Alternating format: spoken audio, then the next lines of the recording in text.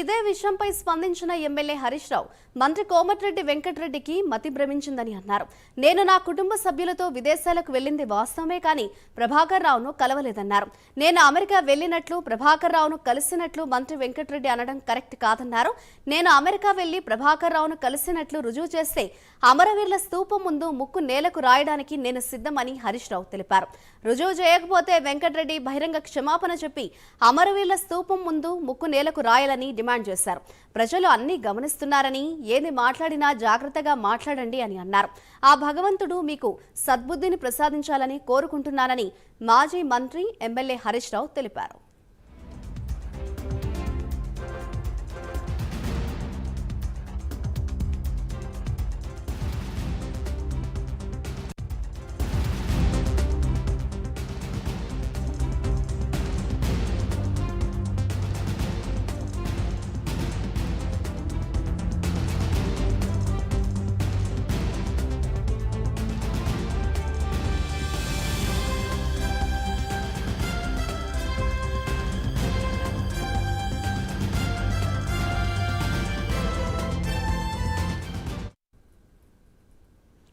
మంత్రి కోమటిరెడ్డి వెంకటరెడ్డి వ్యాఖ్యలపై స్పందించిన ఎమ్మెల్యే హరీష్ రావు మంత్రి కోమటిరెడ్డి వెంకటరెడ్డికి మతి భ్రమించిందని అన్నారు. దానికి సంబంధించిన బ్రేకింగ్ న్యూస్ చూస్తున్నాం.